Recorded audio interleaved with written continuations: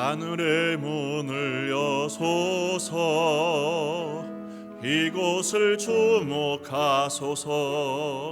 주를 향한 노래가 꺼지지 않으니 하늘을 열고 보소서. 이곳에 임재하소서. 주님을 기다립니다. 기도의 향기가 하늘에 닿으니 주여 임재하여 주소서. 이곳에 오셔서 이곳에 앉으소서. 이곳에서 드리는 예배를 받으소서. 주님의 주님의 이름만이, 오직 주의 이름만 이곳에 있습니다. 이곳에 오셔서 이곳에 앉으소서. 이곳에서 드리는 예배를 받으소서. 주님의 이름만이, 오직 주의 이름만 이곳에 있습니다.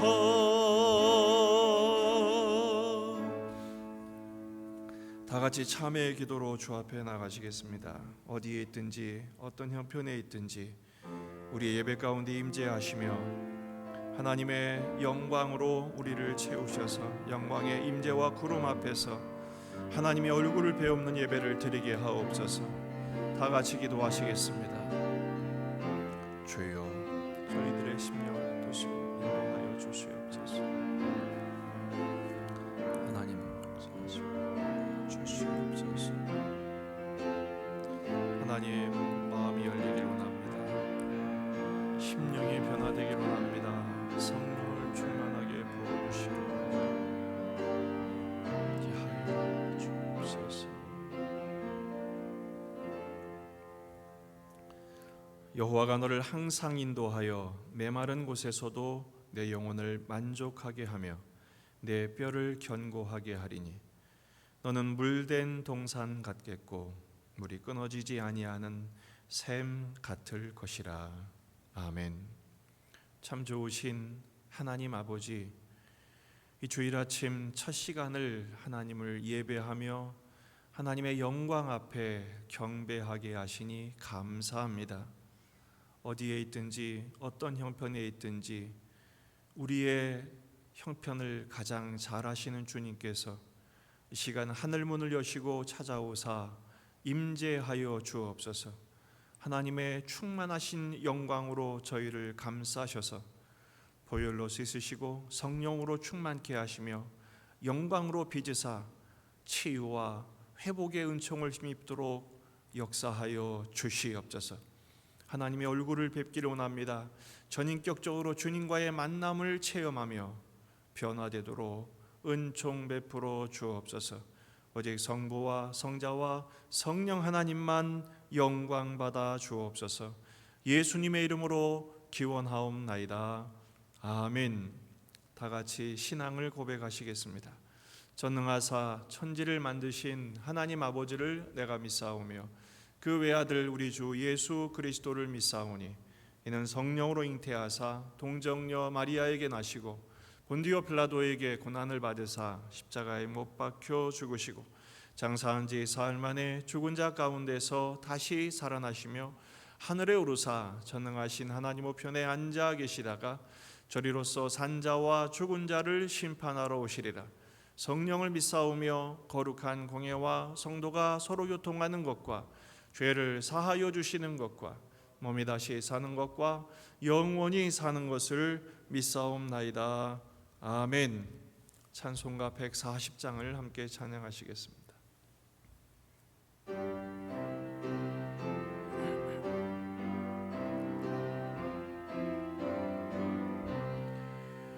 왕 되신 우리 주께 다 영광 돌리세. 그 옛날 많은 무리 호산나 불렀네. 다윗의 자손으로 세상에 오시오. 왕위에 오른 주께 다 영광 돌리세. 저 천군 천사들이 호산나 부르니 뒤따라가던 무리 다 화답하도다. 저 유대 백성같이 종려가지 들고 오시는 주를 맞아 호산나 부르세. 주 고난 받기 전에 수많은 무리가 영광의 찬송 불러 주 찬양하였네. 이같이 우리들로 주 환영하오니 그 넓은 사랑 안에 다 받아주소서. 아멘.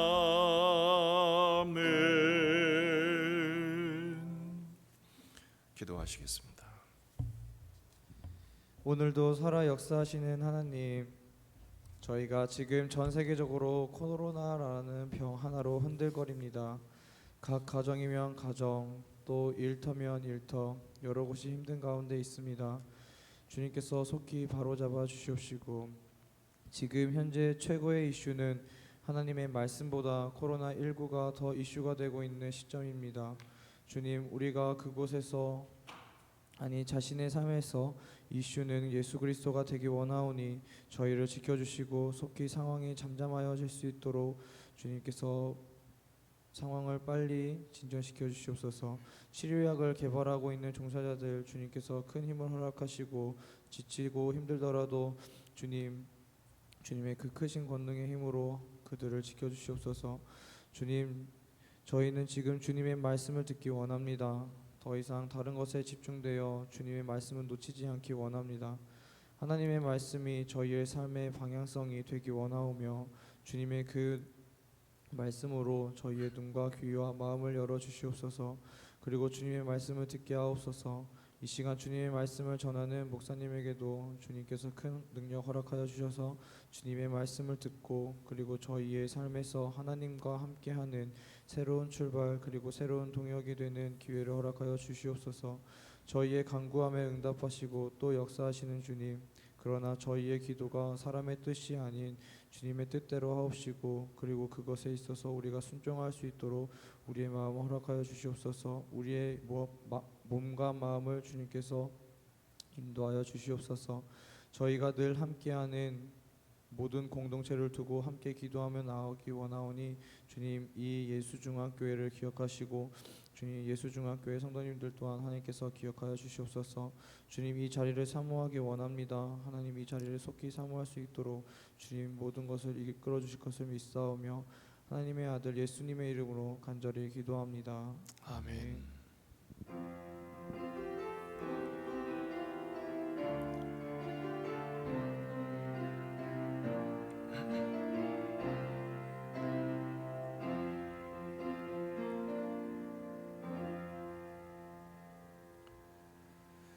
오늘 우리가 함께 묵상한 하나님의 말씀은 사도행전 13장 13절에서 14절입니다. 사도행전 13장 13절 14절. 바울과 및 동행하는 사람들이 바보에서 배 타고 밤빌리아에 있는 버가에 이르니 요한은 그들에게서 떠나 예루살렘으로 돌아가고 그들은 버가에서 더 나아가 비시디아 안디옥에 이르러 안식일에 회당에 들어가 앉으니라. 아멘. 잠시 기도하겠습니다. 하나님 아버지, 오늘도 주일을 맞이해서 하나님 앞에 이렇게 예배하게 하시니 감사합니다. 우리나라가 그리고 전 세계가 질병이 창궐하여 고통과 두려움 속에 또 실제적인 어려움 속에 처해 있는 것을 주님이 잘 아십니다. 우리 주님께서 이 시간 예배하는 우리 교회 가족들 한 가정 한 가정, 한 심령 한 심령 위에 찾아가 주셔서 우리는 만나지 못하나 주님이 만나 주시고 주님이 만져 주시고 치유와 회복과 믿음과 담대함으로 채워 주시옵소서. 고통을 당한 영혼들을 불쌍히 여겨 주시옵시고, 특별히 우리 나라의 고통이 심각한 지역의 우리 국민들 그리고 교회들, 교회 성도들 하나님의 치유와 회복의 역사가 있기를 원합니다. 일선에서 수고하는 모든 일꾼들, 특별히 의료진들도 감염을 피하지 못하는 두려움이 있습니다. 지금 몹시 지쳐갑니다. 하나님 위로하여 주옵소서. 새 힘을 허락하여 주옵소서. 지금의 이 국난을 하나님이 주신 은혜와 지혜로 잘 이겨내서 살아계신 하나님을 두려워하며 경외하며 경배하는 심령에 이르도록 하나님께서 친히 인도하여 주옵소서. 오늘도 이 어려운 중에도 예배를 잊지 않고 함께 하나님 앞에 엎드려 경배하며 예배하는 우리 교회 가족들을 주님께서 긍휼히 여기시고 하감하여 주옵소서. 성령을 충만하게 부으사 말씀의 은혜를 얻게 하시고 말씀의 능력을 힘입어 이번 한 주간도 승리할 수 있도록 은총 베풀어 주시옵소서. 예수님의 이름으로 기도하옵나이다. 아멘. 오늘 새로운 출발의 동역이라는 제목으로 말씀을 함께 나누려고 합니다. 우리는 한 달이 넘게 새로운 출발을 위한 준비의 기회로 지금의 어려움을 다시 되새기자라는 마음으로 말씀을 묵상하는 중입니다.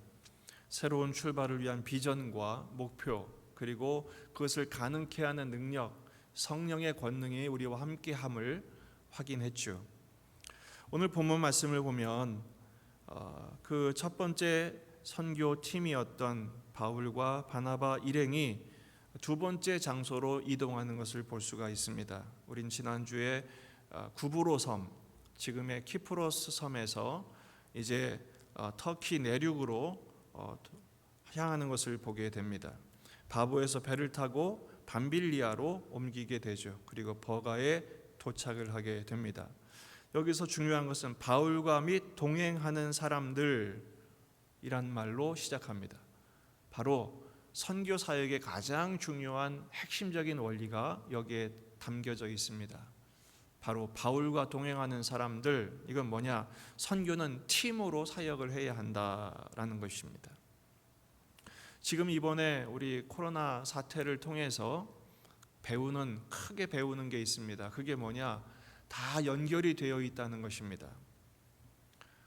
한참 중국과 한국과 또 일본의 코로나 사태가 확진자가 늘어나자 저 미주나 유럽에서는 남 얘기인 줄 알았습니다. 그래서 오히려 국경의 문을 걸어 잠그고 우리를 비난했죠. 하지만 지금은 그들이 더 심각해지는 것을 보게 됩니다. 왜 그러죠? 연결되어 있기 때문입니다. 질병으로 인해서 외교적인 연결, 경제적인 문제는 말할 것도 없고요. 지금 이 질병의 문제가 문화계에 이렇게 치명적인 타격을 주리라고 누가 생각했겠습니까? 중국과 한국의 문제였던 것으로만 생각했는데 유럽과 전 미주에 이렇게 치명적인 확산이 일어나게 될 줄 누가 생각했겠습니까? 다 연결되어 있는 것입니다. 지구촌은 하나고 그리고 세계가 지금 다 연결되어 있습니다. 마찬가지입니다. 교회와 가족들 그리고 회사, 인생 다 연결되어 있습니다. 특별히 교회와 가족의 공통점은 뭡니까? 바로 공동체라는 것입니다. 공동체가 뭐죠? 공동 운명체라는 것입니다.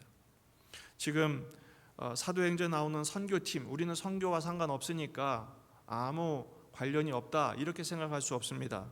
다 연결되어 있는 팀입니다. 영향을 주고 영향을 받는 팀이지요.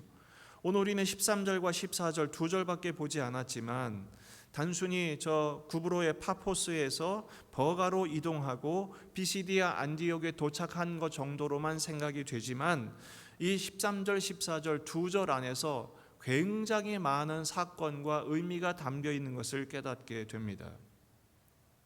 특별히 새로운 출발을 위한 기회, 위기는 기회라고 그랬죠. 지금은 우리가 위기를 겪고 있지만 이 위기의 시기를 잘 대비하고 이겨내면, 또 준비하면 하나님 우리에게 또 다른 기회를, 새로운 기회를 주시리라는 비전과 소망을 가지고 말씀을 생각하는 중입니다. 그런 새로운 출발을 위한 실제적인 능력은 어디서 나타나느냐? 동역할 때 가능하다라는 것입니다. 하나님의 뜻을 이루는 방식은 바로 거룩하고 위대한 동역을 통해서 일어난다라는 것입니다. 그런데 오늘 우리는 동역이란 말을 생각하기 전에 13절에서 충격적인 장면을 목격하게 됩니다. 그것은 바로 13절 하반절에 버가에 이르렀을 때 요한이 그들에게서 떠나 예루살렘으로 돌아가는 사건이 발생했다라는 것입니다. 요한이 떠나가 버린 것입니다. 여기서 떠나, 돌아가다라는 말은 무슨 말이냐? 가버리단 말은 다시는 안 볼 심상으로 그냥 떠나가 버린 것을 말합니다. 같이 했었던 팀 일해봤자 3명이죠. 바울과 바나바 그리고 요한. 여기서 요한은 요한복음을 쓴 요한이 아니라 마가 요한을 말합니다. 셋밖에 안 됐는데 하나가 갔어요. 그러니까 사실 이 팀에는 굉장한 충격과 그리고 데미지를 얻게 된 것이죠. 실제로 이 요한이 떠나가 버리는 사건으로 인해서 나중에 바울과 바나바가 결별하게 되는 일로 이 파장이 이어집니다. 사도행전 15장 37절 이하의 말씀을 보면 그 사건이 소개되어 있죠. 한번 말씀을 보실까요? 사도행전 15장 37절 보면 바나바는 마가라 하는 요한도 데리고 가고자 하나. 이거는 이 요한이 떠나간 다음에 두 번째 선교 여행을 시작하려고 할 때 바나바는 마가를 다시 데리고 가자, 그런 얘기입니다. 하지만 바울은 지금 오늘의 본문을 떠올리면서 이 사건을 떠올립니다. 밤빌리아에서 자기들을 떠나 함께 일하러 가지 아니한 자를 데리고 가는 것이 옳지 않다. 자기들을 떠나, 여기 떠났다는 단어가 무슨 뜻이냐? 배반했다는 뜻입니다. 바울이 봤을 때 요한은 지금 배반한 거예요. 배신을 때린 거예요. 그래서 이 바울과 바나바가 어떻게 합니까? 서로 심히 다투어 결국은 피차 갈라서게 됩니다. 그래서 두 번째 선교 여행은 두 팀으로 완전히 팀이 깨져버리는 것이죠. 그럼 마가 요한은 왜 이 결정적인 순간에 배신을 때리고 떠나갈 수밖에 없었을까? 이 내용의 이유에 대해서 신학자들의 그리고 선교학자들의 많은 해석이 있습니다. 그런데 저는 그 중에서 한 서너 가지로 내용을 정리할 수 있을 것 같아요. 첫째는 고단한 여정입니다. 지금 이 구브로 섬에서 지금 터키의 버가까지 내륙으로 배를 타고 이동하는 것은 굉장히 먼 길입니다. 뱃길이 쉽지가 않습니다. 차를 타고 한참을 하루 종일 가는 것도 힘든데 저는 배를 오래 타본 게 한 2번쯤 됩니다. 대학생 때 목포에서 제주도로 배를 타고 가는데 마침 풍랑이 불어서 배만 9시간을 탔습니다. 속에 있는 것을 다 확인해야 했습니다. 그 9시간 동안에 살 수가 없겠더라고요. 또 한 번은 연평도로 군에 간 동생의 면회를 가다가 그 연평도에 가다 죽을 뻔했습니다. 너무너무 힘이 들어서. 근데 지금 당시의 뱃길은 지금처럼 모터로 가는 것도 아니고 전부 노를 저어 가야 되니까 얼마나 오랜 길이었겠습니까? 더군다나 뒤에도 생각해 보겠지만 토로스 산맥이라는 큰 산맥을 넘어가야 했습니다. 여기서 마가 요한은 우리가 알고 있는 초대교회 마가의 다락방의 주인의 아들입니다. 유복한 집안의 도련님인 거죠. 그렇게 편안하게 살던 젊은 청년이 지금 이 고된 뱃길과 산길을 소화하는 것은 결코 쉬운 일이 아니었을 것입니다. 두 번째 이유라고 한다면 부정적인 감정 때문입니다. 어떤 일 때문에 이 마가 요한의 마음이 틀어져 버렸느냐? 바로 리더십의 변동이 생긴 거예요. 처음에 안디옥 교회에서 선교사를 파송할 때는 이름이 바나바와 사울이었습니다. 이 헬라 문화에서 이름이 앞에 나온다는 것은 굉장히 중요한 의미를 갖고 있어요. 순서적인 의미를 갖고 있으니까요. 그런데 이 구보로 섬에서 결정적인 사역의 역할을 키맨이 누구였습니까? 바로 바울이었습니다. 바울이 영적인 도전을 해서 엘루마를 제압하고 그리고 총독을 변화시키는 일을 겪는 과정 중에 리더십이 뒤집어졌어요. 오늘 본문에서도 바울과 및 동행하는 사람들 이렇게 되어 있잖아요. 어쩐 일인지 하여튼 이렇게 리더십이 바뀌게 되자 마가 요한은 마음이 불편해진 거예요. 왜냐하면 바나바는 마가의 삼촌이든지 혹은 사촌 형님쯤 됩니다. 다른 번역에서는 생질로 되어 있지만 마가가 바나바의 생질로 번역되어 있지만 영어 번역에서는 사촌으로 번역하기도 해요. 그런 혈족이었는데 그 바나바가 뒤집혀서 바울이 앞장서서 리더 역할을 하니 바나바는 거기서 기분이 상했을 수도 있을 것입니다. 하지만 결정적인 이유가 있었습니다. 그건 뭐냐면 세 번째 이유인데 바울이 병에 들게 되었다는 사실입니다. 오늘 본문 말씀을 보면 버가에 도착을 했는데 버가에서 웬일인지 전도를 하지 않습니다. 지금 이들은 선교팀입니다. 가는 곳마다 선교를 하며 복음을 전하는 것이 역할인데 버가에서는 복음을 전하지 않고 곧바로 14절에 비시디아 안디옥으로 이동을 하게 됩니다. 그럼 버가란 동네가 작은 동네냐? 그렇지만도 않아요. 버가는 에베소에 버금갈 만큼 인구도 많았고 시설이나 규모에 있어서 결코 작은 도시가 아닙니다. 그렇게 큰 도시를 그냥 패스하고 곧바로 비시디 안독으로 넘어간 이유가 뭘까? 본문에는 나와 있지 않지만 추측할 뿐입니다. 상황의 전후 맥락에 의지해서. 가만히 보면 이 버가는 저지대입니다. 습한 저지대. 저지대에서는 전염병이 자주 발생하는 경우가 많습니다. 당시에 풍토병들이 굉장히 심했으니까요. 아마도 신학자들은 추측하기를 이 버가에서 바울이 당시에 풍토병, 전염병, 말라리아 같은 병에 걸렸을 것이다 라고 추측을 합니다. 왜 그렇게 할 수 있느냐? 갈라디아 4장 13절 말씀을 보면 이 갈라디아서를 통해 바울이 이렇게 소개합니다. 내가 처음에 육체의 약함으로 말미암아 너희에게 복음을 전한 것을 너희가 아는 바라. 바울 사도가 지금 복음을 전하는 장본이로 이 선교팀의 리더로서 앞장서서 활약을 하기도 해도 이게 모자란 판에 육체의 약함, 이건 질병이란 뜻이거든요. 이 질병이 너희에게 시험거리인데 오히려 너희들은 이것을 업신여기거나 버리지 않고 우리를 영접하기를 천사를 영접한 같이 예수님을 영접한 것처럼 우리를 영접했다라고 이야기합니다. 이 갈라디아는 비시디 안디옥 지역을 비롯한 갈라디아 전체 지방을 얘기해요. 그러니까 아마 버가를 빨리 지나서 곧바로 안디옥으로 비시디 안디옥으로 넘어간 것은 바울이 이런 병에 들렸기 때문이지 않을까 싶은 거죠. 지금 마가 요한은 젊은 사람입니다. 얼마나 그 기대가 컸겠어요. 사역을 지금 선교 사역을 하기 위해서 출발을 했으니까요. 그런데 지금 가자마자 길은 너무 힘들죠. 백길도 힘들죠. 그런데 더군다나 리더가 뒤집어졌는데 이 리더는 아프죠. 계속해서 배드뉴스만 생기는 거예요. 역경이 반복이 되는 거예요. 그러니까 이 연약한 마가 요한의 마음으로서는 감당할 수가 없는 것입니다. 갑자기 버가에서 왜 비시디 안디옥으로 옮겼느냐? 당시에 질병에 들었을 경우에 지금처럼 의료기술이 많이 발달되지 않았으므로 유일한 방법은 빨리 환경을 바꿔주는 겁니다. 지금 지도를 잠깐 보실까요? 우리가 지난주에 생각했던 구브로 섬이 바로 여기입니다. 그런데 여기에서 배를 타고 아탈리아 그리고 버가로 넘어가죠. 근데 버가에서 곧바로 안디옥으로 넘어가요. 여기에 중간에 놓여 있는 게 뭐냐면 아나톨리아 산맥이라고 있죠. 지금으로 말하면 토로스 산맥인데요. 이 토로스 산맥의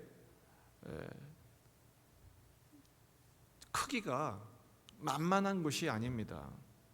하지만 여기를 넘어가야 했어요. 왜 그렇습니까? 그래야 이 비시디의 안디옥은 고지대거든요. 쾌적한 장소였어요. 거기 가서 심신을 좀 안정을 취하면 병이 낫겠지 하는 기대로 빨리 옮기게 된 것입니다. 하지만 바울은 그렇게 옮기게 됐지만 마가 요한은 거기서 탈락을 하고 말았어요. 현실적인 장벽 앞에서 무너진 것이죠. 현실의 문제가 비전을 이겨버린 것입니다. 하지만 또 이 마가 요한이 떠나버린 결정적인 이유가 있습니다. 네 번째 이유인데요, 바로 그의 습성 때문입니다. 그는 이미 이전부터 큰 위기 앞에서 쉽게 도망하는 습관이 있었습니다. 마가복음 14장 51절 52절 말씀을 보면 재미있는 장면이 소개되어 있어요.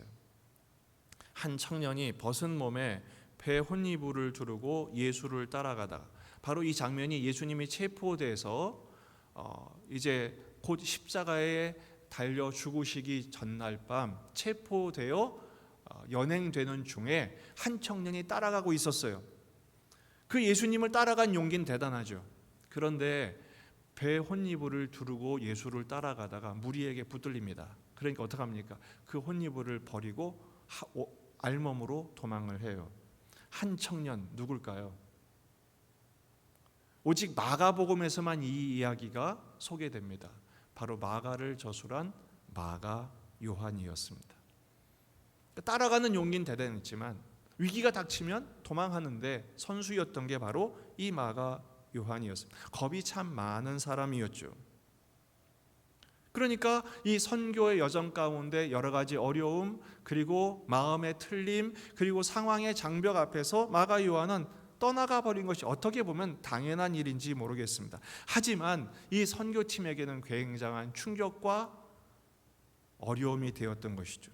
그럼에도 불구하고 오늘 본문 말씀은 바울과 바나바는 더 나아갔다 이렇게 됐어요. 14절, 그들은 버가에서 더 나아가 그랬어요. 더 나아가.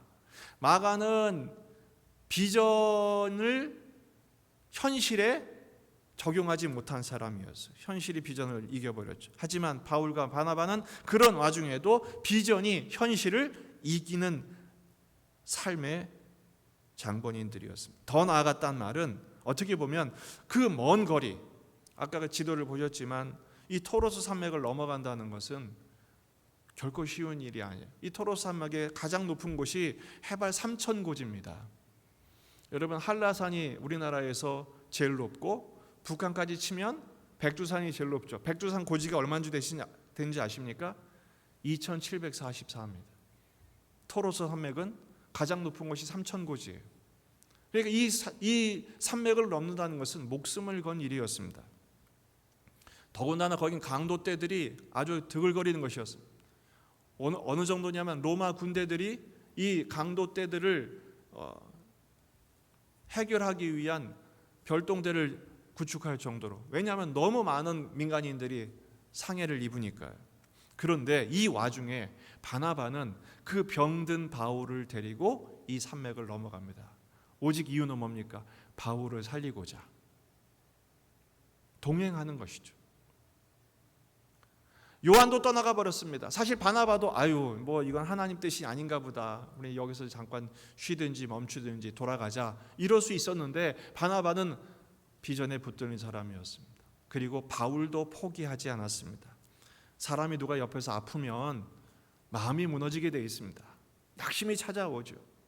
좌절하게 됩니다. 포기하고 싶은 욕구가 자꾸 발동하게 됩니다. 그럼에도 불구하고 바나바는 그 바울을 데리고 그 험한 토로스 산맥을 넘어갑니다. 그리고 비시디 안디옥에 도착해서 오늘 본문에 쓴 곧바로 회당에 들어가 전도하는 것처럼 되어 있지만 정황상으로 봤을 때 한참의 시간을 기다려 주었을 것입니다. 왜요? 병이 나아야 되니까요. 말라리아가 쉽게 낫지 않습니다. 요즘같이 아주 강력한 항생제를 쓰면야 모르겠지만 당시엔 그런 약제가 충분하지 않았기 때문에 그저 몸이 나았기를, 면역력이 회복되기를 기다리는 것뿐이었을 것입니다. 비용도 많이 들었을 것입니다. 기다리는 시간이 조급할 수도 있었을 것입니다. 하지만 기다려요. 이게 중요합니다. 비전이 분명하면 현실의 문제는 얼마든지 이겨낼 수 있습니다. 더군다나 함께하는 사람이 있으면 능히 감당하게 되는 것입니다.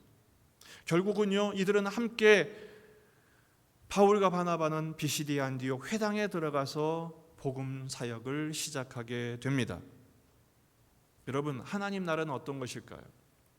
하나님 나라는 마치 아카데미 영화제에서 상을 주는 것과 비교한다면 하나님 나라에는 없는 게 있답니다. 그게 뭐냐? 주연상이 없대요. 나무 주연상이든 여우 주연상이든 주연상이 없대요. 그런데 이건 있대요. 조연상은 있대요.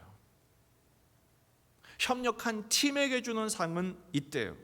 왜 그렇습니까? 하나님 나라는 독창의 원리가 아니라 하나님 나라는 합창의 원리가 통하는 것이기 때문에 그렇습니다. 함께 동역했기 때문입니다. 함께 동행하기를 멈추지 않았기 때문입니다.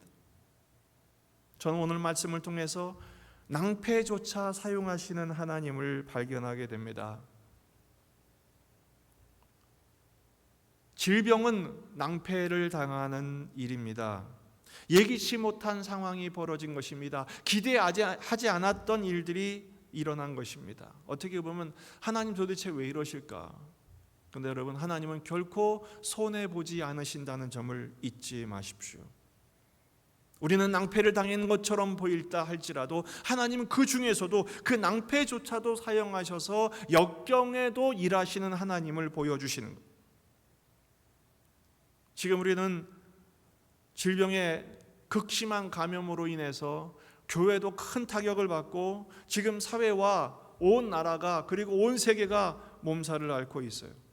지금 미국이 저렇게 될 줄 누가 알았겠습니까? 지난주 10만이었는데 오늘은요, 내 다음 주는 어떻게 되겠습니까? 아무도 예측할 수가 없어요. 그런데도요, 하나님의 역사는 지금도 진행 중임을 믿으시기 바랍니다. 낭패 속에도 절망 속에도 하나님은 일하신다니까요.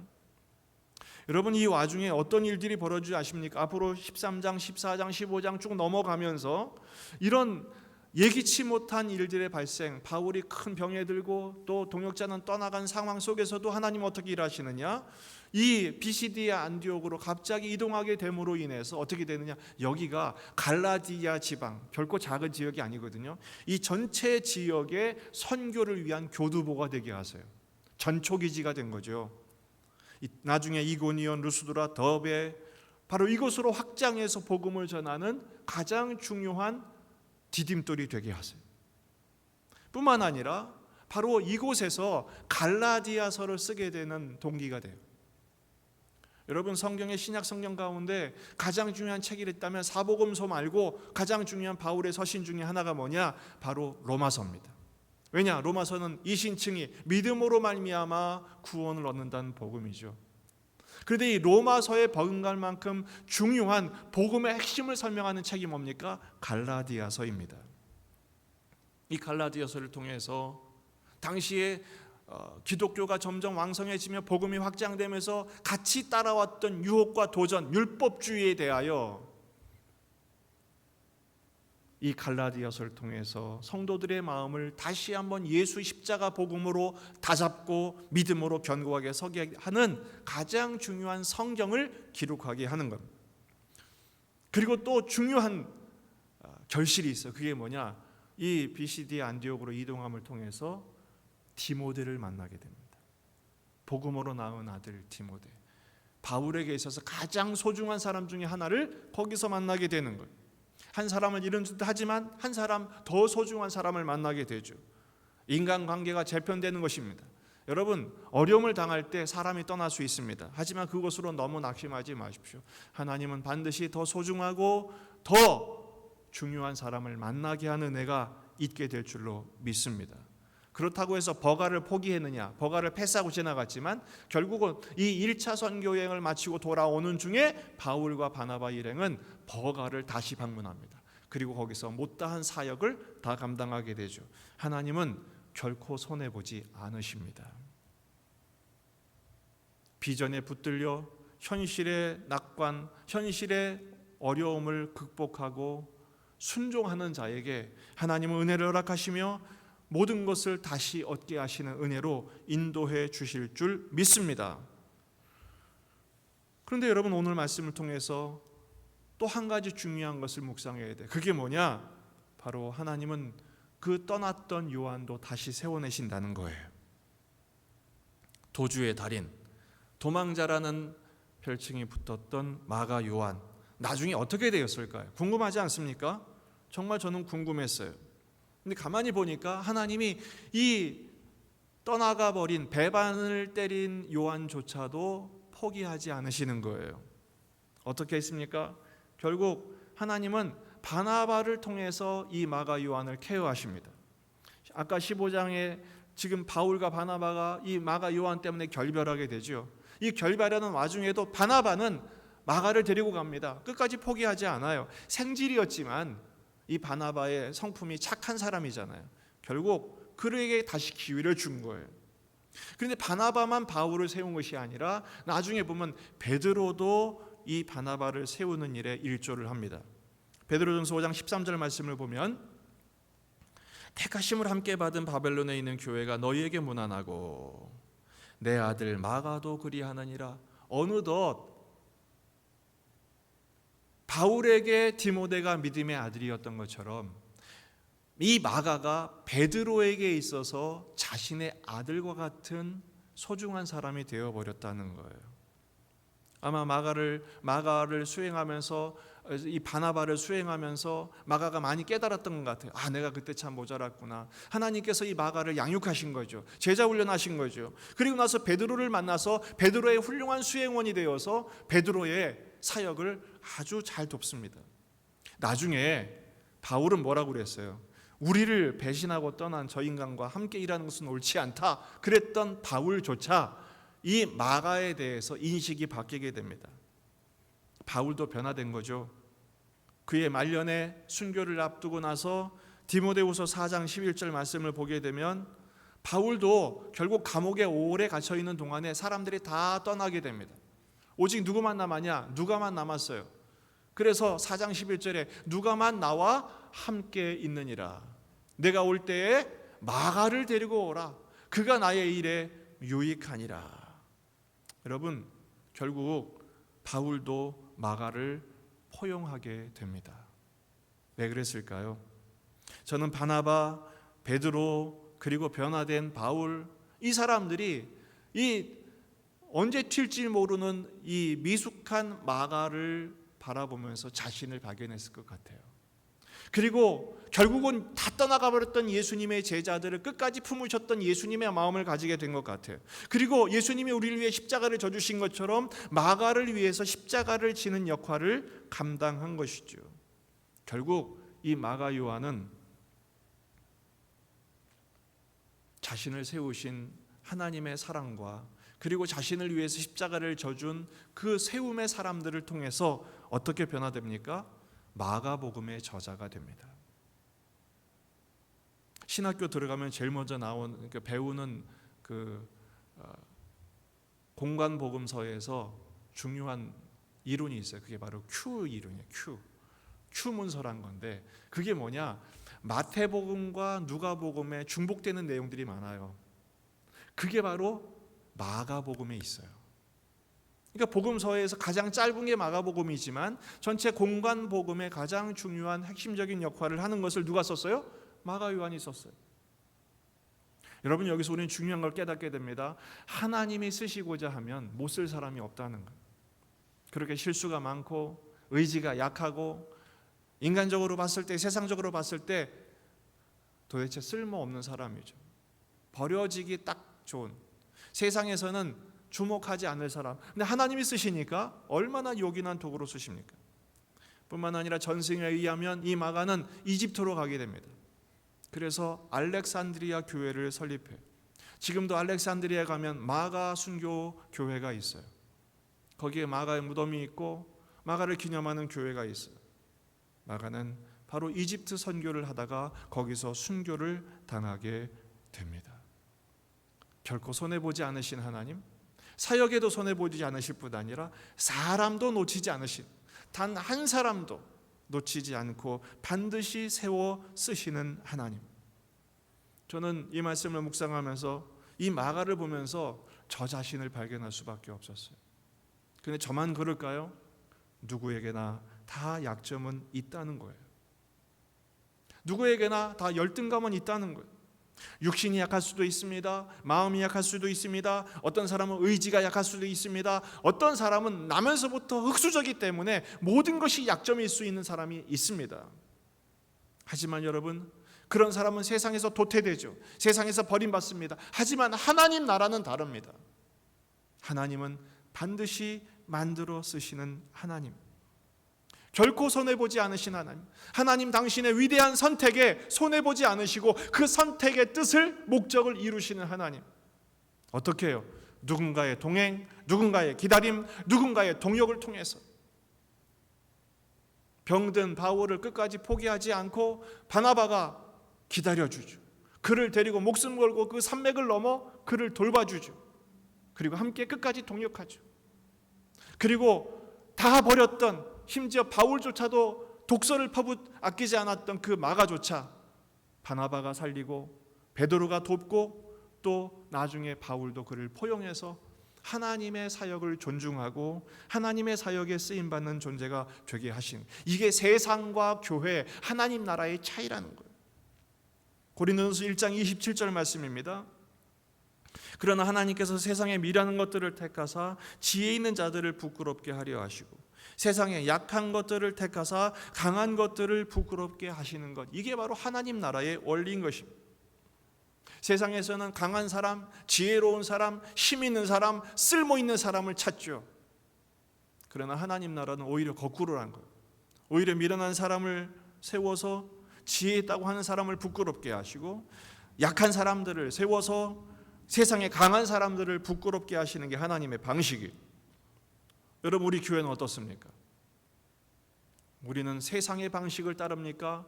하나님의 방식을 따릅니까? 여러분은 하나님의 방식을 믿습니까? 그렇다면 약할 때 되게 강하게 하시는, 오히려 연약한 나에게 복음을 담아 복음의 그릇으로 사용하시는 주님을 신뢰하시기를 주의 이름으로 축원합니다. 한번 따라합시다. 나는 하나님의 소중한 그릇이다. 믿습니까? 비록 못생겼고 못났고 연약하고 내가 봐도 내가 마음에 안 드는 상황에 놓여 있다 할지라도 잊지 마십시오. 나는 하나님의 소중한 자녀요, 하나님이 만들어 세우시는 일꾼이요, 그렇게 우리를 사용하실 줄로 믿습니다. 더 나아가 나를 그렇게 여기는 것에서 나아가 서로를 그렇게 소중하게 여길 수 있어야 합니다. 빌립보서 2장 25절 말씀입니다. 이번 주 우리가 묵상할 말씀, 주보 네 번째 면에 보면 이번 주 묵상 말씀이 있죠. 그러나 에바브로 디도를 너에게 보내는 것이 필요한 줄로 생각하노니 그는 나의 형제요, 함께 수고하고 함께 군사된 자요, 너희 사자로 내가 쓸 것을 돕는 자라. 여기서 가장 중요한 단어는 원래 에바브로 디도인데 오늘은 에바브로 디도보다도 바울이 그를 어떻게 여겼냐라는 거예요. 함께 수고하고 함께 군사되고 함께 돕는 자라는 것입니다. 편하게 사는 거로 하자면 혼자 사는 것보다 좋은 게 없습니다. 그러나 혼자 사는 것은 편할 수는 있지만 외롭기 짝이 없습니다. 정말 인간으로서 행복하려면 인간은 함께 살아야 할 존재입니다. 여러분, 사람인자가 어떻게 되어 있어요? 이거예요. 사람인자. 이게 무슨 뜻입니까? 사람은 서로 기대어야만 사는 존재라는 뜻입니다. 혼자서 살 수 없습니다. 혼자 다 할 수 없습니다. 그래서 성경에서는 슈퍼맨을 이야기하지 않습니다. 영웅, 독불 장군을 말하지 않습니다. 함께 하는 것을 말해요. 예수님도 함께 동역하셨습니다. 바울도 함께 가는 곳마다 동역합니다. 로마서 16장을 보면 바울의 수많은 동역자들이 나옵니다. 서로 돕고 서로 의지할 때, 서로 버팀목이 되어주고 서로 의지하고 서로 협력할 때 하나님께서 그 동역을 통해서, 그 동행을 통해서 하나님의 위대하신 뜻을 이루신다는 것입니다. 그래서 바울은 이 에바브로 디도를 만들어낸 거죠. 세워낸 거죠. 바나바가 마가를 세우고 베드로가 마가를 책임진 것처럼 그리고 바울도 그 마가를 용납한 것처럼 여러분, 우리가 하나님의 관점에서 하나님이 쓰시고자 하는 사람을 배척해서는 안 됩니다. 가족마다 가장 연약한 사람이 반드시 있게 마련이에요. 배척의 대상이 아닙니다. 돌봄의 대상이요, 그 돌봄이 서로가 의지하는 의지의 대상이요, 결국은 동역의 대상이 되는, 그 동역의 정도, 서로 동행하고 동역하고 협력하고 의지하는 정도가 무엇으로 측면? 사랑으로 집결될 때, 응집될 때 그 가정이 힘을 얻게 되는 것이고요, 그 공동체의 수준이 거기서 결정되는 것입니다. 첫 번째 선교팀은 바로 바울의 팀이었습니다. 우리도 하나님이 팀으로 부르신 줄 믿습니다. 지금 함께 예배하는 가족들이 여러분의 팀입니다. 한번 서로 얼굴 보면서 그렇게 서로 말해보십시오. 고백하십시오. 우리는 팀입니다. 우리는 원팀입니다. 그리고 이렇게 말합시다. 우리는 예수 중앙 팀입니다. 예중 선교팀입니다. 따라합시다. 우리는 예중 선교팀입니다. 그렇습니다. 이 세상을 향해서, 이 어려움을 당한 세상을 향해서 우리 교회가 이 세상을 향한 빛과 소금의 역할을 감당하는, 복음을 전하는, 예수가 그리스도이심을 선포하는 선교팀이 되어야 합니다. 우리가 앞으로 새로운 출발을 위한 준비를 하는 중에 우리가 해야 할 일이 있어요. 서로 동행하십시오. 이 고난 주간에도 우리는 온라인 새벽 예배를 할 수밖에 없습니다. 서로 얼굴을 잘 볼 수 없습니다. 그럴수록 서로 전화하고 서로 문안하고 SNS하고 서로 연락해서 서로의 소중함을 확인하십시오. 서로에게 격려하시고 축복하시고 문안하십시오. 그래서 확인하십시오. 우리는 팀이라는 사실을 서로 동역하고 의지하며 앞으로 우리에게 남은 생애를 함께 가라고, 우리에게 함께 이렇게 만나게 하신 하나님의 뜻을 따라서 서로 사랑하고 동역함으로 말미암아 우리에게 닥친 이 위기를 이겨내고 극복할 뿐 아니라 새로운 기회로 전환시켜 하나님의 사명을 감당하는 위대한 동역자들이 다 되시기를 주의 이름으로 축원합니다. 기도하시겠습니다. 하나님 아버지, 이 시간 우리가 함께 기도하기를 원합니다. 우리의 마음이 때로 우리의 삶의 현실 앞에서 연약하고 또 주저앉게 되는 상황에 놓였다 할지라도 흔들리지 않은 믿음의 사람이 될 수 있도록 은총을 베풀어 주시옵소서. 아버지 하나님, 내게 삶의 가시와 같이 찌르는 고통의 사람이다 할지라도 결국 그가 나와 동행하게 되고 그와 함께 동행하게 되고 동역하게 될 때 오히려 하나님께서 인생은 포기했는지 모르지만 하나님은 결코 포기치 아니하시고 하나님의 뜻을 이루시며 서로의 이 어려움들을 극복하고 우리에게 맡겨주신 사명을 감당할 동역자로 삼게 하시는 분이시라는 것을 깨닫는 믿음을 허락하여 주시옵소서. 서로가 서로에게 약할 때 강함되어 주시는 십자가의 능력을 경험하고 서로에게 강함되어주는 버팀목이 되어주는 격려가 되고 위로가 되고 소망이 되고 기대가 되고 기다려줄 수 있는 믿음의 동반자, 인생의 동행자가 될 수 있도록 은총 베풀어 주시옵소서. 이번 한 주간도 위기의 때를 믿음으로 감당할 수 있도록 도우시고 인도해 주시기를 간절히 소원합니다. 십자가의 은혜를 함께 누리며 함께 실천하며 함께 동행하며 부활의 아침을 함께 맞을 수 있는 믿음의 가족들, 믿음의 식구들, 선교의 동역자들 되게 해 주시옵소서. 예수님의 이름으로 기도하옵나이다. 아멘. 나와 나의 백성이 무엇이게 이처럼 즐거운 마음으로 드릴 힘이 있었나이까. 모든 것이 주께로 말미암아 싸우니 우리가 주의 손에서 받은 것으로 주께 드렸을 뿐이니이다. 아멘. 함께 진리와 생명 되신 주 찬양하면서 예물을 드리겠습니다.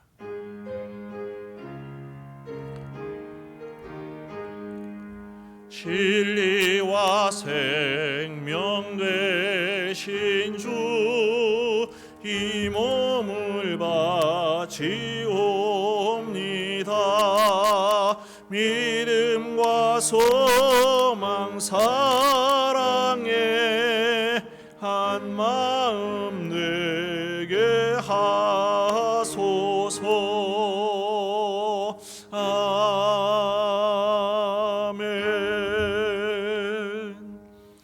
아버지 은혜를 감사합니다. 이 주일 아침 하나님을 예배하며 하나님의 주신 사랑을 받음과 동시에 우리의 사랑을 주님께 드릴 수 있는 믿음과 힘을 주셔서 감사합니다.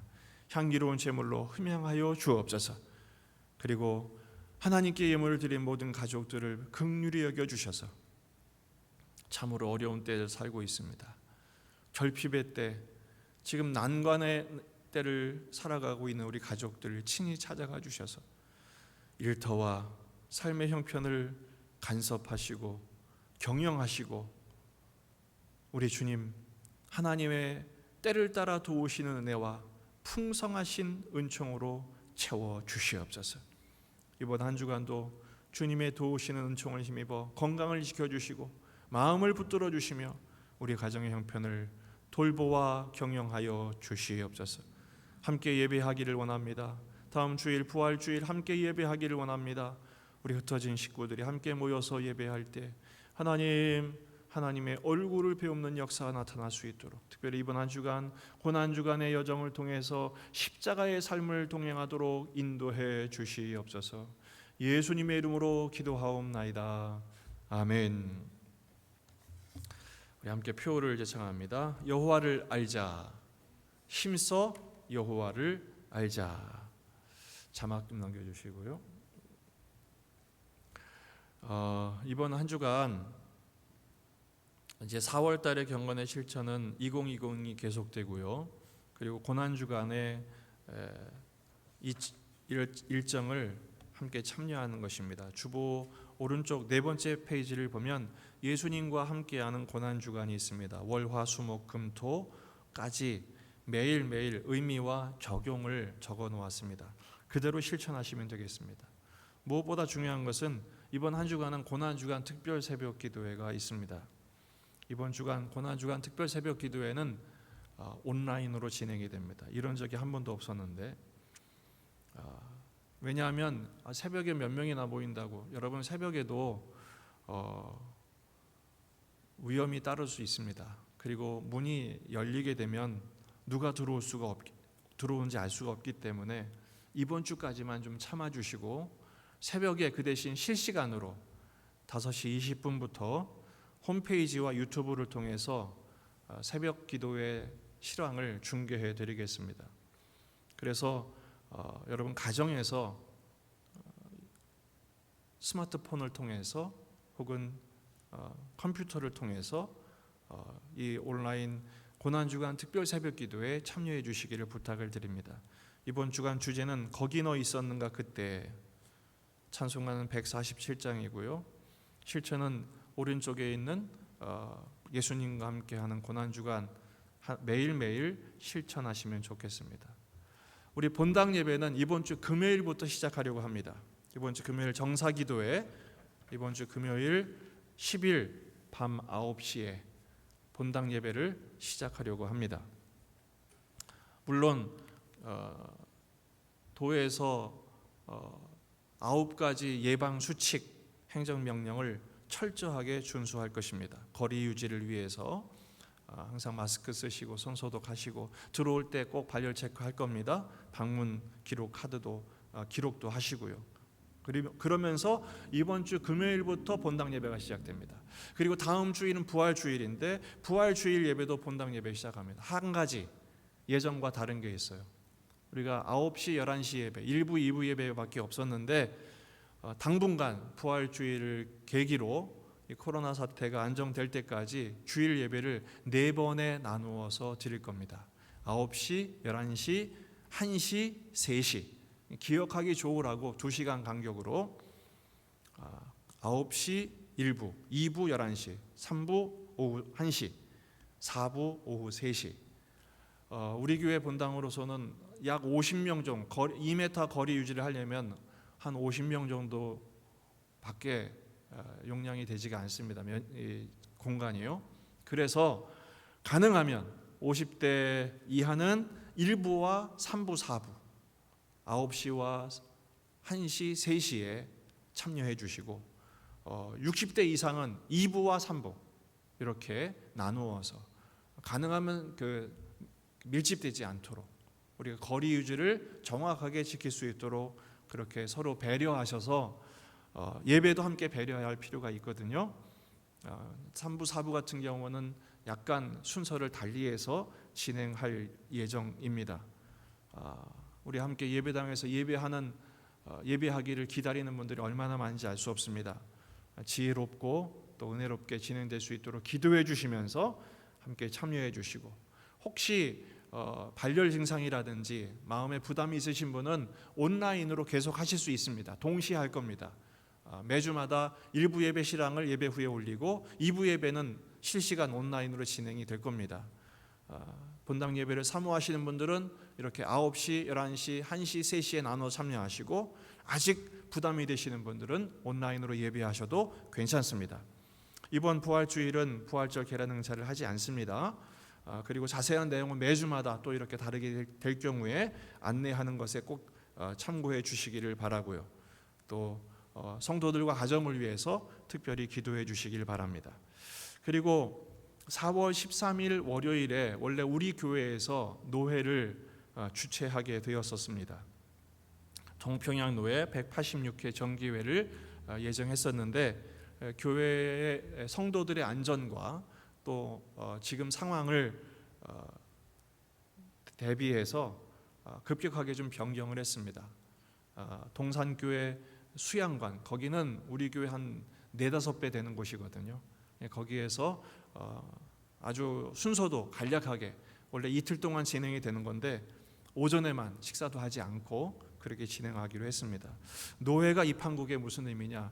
노회가 진행이 되어야 우리 노회 산하 100개 교회 행정적인 일들이 풀어집니다.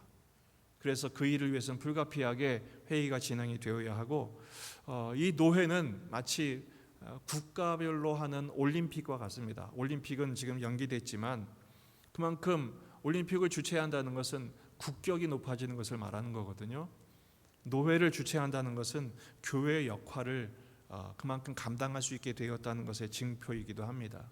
지금 위기의 때이기 때문에 우리 교회가 또 그만큼 역할과 또 사명이 있어서 맡겨주신 거라고 생각을 하고, 함께 기도하면서 가능하면 참여 인원을 제한하려고 합니다. 기도해 주시고 협력해 주시기를 부탁을 드립니다. 함께 찬양하고 축복하겠습니다.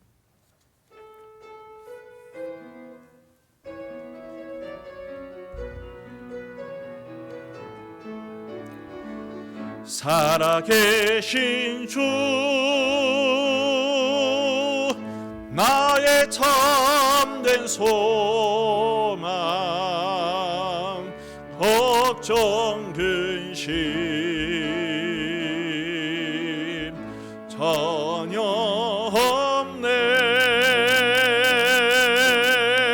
사랑의 존에 할 길 인도하니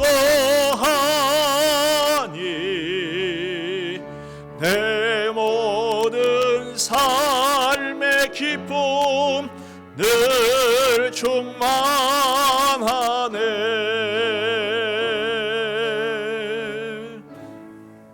우리 주 예수 그리스도의 은혜와 하나님 아버지의 무한하신 사랑과 성령님의 위로, 격려, 교통하시고 충만하신 은혜가